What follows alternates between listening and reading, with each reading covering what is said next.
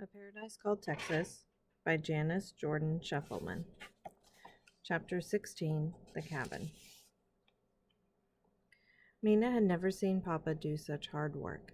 The sweat glistened on his arms and face, and his shirt was soaking wet as he swung his axe to cut a tree. When it fell at last, Papa straightened up, wiped his forehead on the back of his sleeve, and smiled at Mina.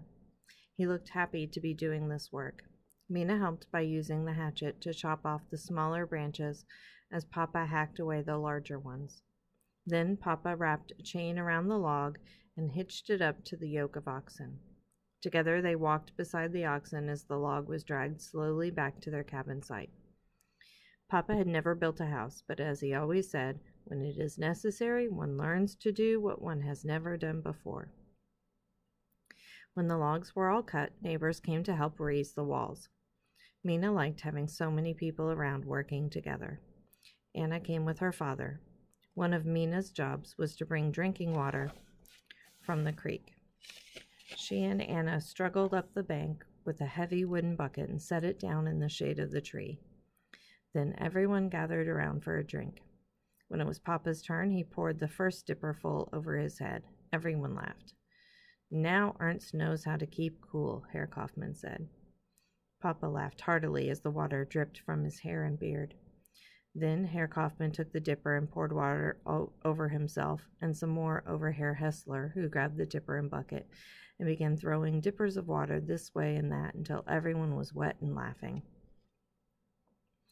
Finally, he poured the remaining water over himself from the bucket.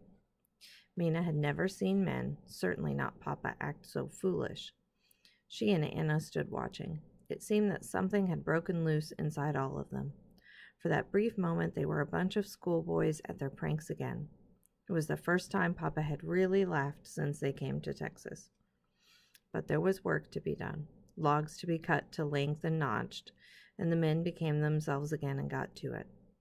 Mina held a log steady on the ground as Papa notched it on either end with his axe.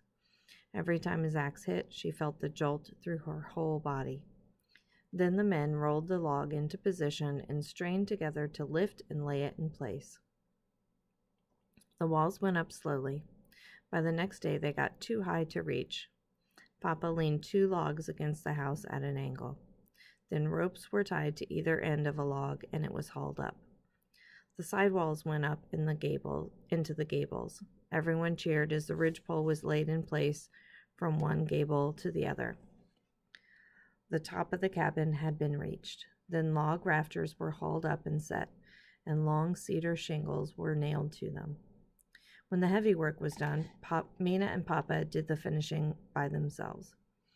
Papa made up lime mortar, and they both worked at chinking the cracks between the logs with rocks and mortar.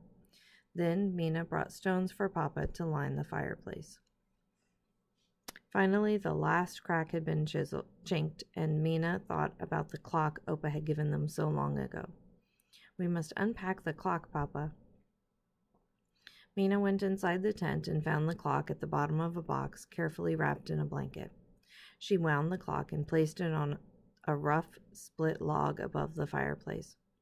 It began to tick away the minutes, and life in their new home had started. Fredericksburg began to look like a village. Clearings were made, cabins were started and finished, others started. More wagon trains came from New Braunfels, and the colony grew. One day after the summer heat had come, Papa and Mina were sitting on the bench outside the cabin. "Mina, I've been thinking that we need some money to buy a milk cow." "Oh, I would like that, Papa, but where will we get the money?" "Well, I have a plan." Papa puffed on his pipe. "The Verein needs wagons to haul supplies from New Braunfels, so Heinrich has agreed to sell the wagon and oxen to me, and I will work as a teamster for the Verein. What do you think of that, Mina? It means I would be away for weeks at a time, and you would have to stay with the Kaufmans." The thought of Papa leaving sent a pang of fear through Mina. What if something should happen and he never came back? "Could I go with you, Papa?" Mina asked suddenly. "Now, Mina, you know our garden would go to weeds, and Herr Leyendecker will be starting his school soon. No, you must stay here and take care of things."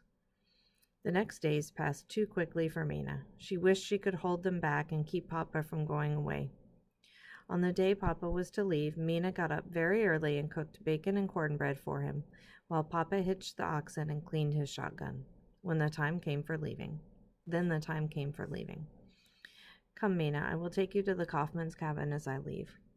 But Mina had some cleaning to do, and besides, she did not want Anna to see her crying after Papa left. No, Papa, I will go over as soon as I finish here. Do not worry about me. Mina tried to smile cheerily to Papa as they stood beside the wagon. Very well, then, I will take my leave. Mina's throat felt tight, and she struggled to keep the tears back. Now take care of yourself, and hurry back. Mina flung her arms around Papa, and he held her in his strong arms for a moment. She could not say anything. She could not say any more, or the dam inside her would surely break. Then Papa held her at arm's length. Remember, you are my pioneer girl. Mina liked that. She looked up at Papa, smiled back at him, and nodded. I know, Papa. Papa climbed the wagon, called, Get up, the oxen, and the wagon started off slowly down the road. Mina watched as Papa grew smaller. She heard him call Ha at the oxen to make them go left on the road. As they turned, Papa waved. I will be back soon, Mina. Auf Wiedersehen, Papa. Mina wanted to run after the wagon and go with Papa, but she did not move. She watched as Papa turned into the road and then was gone.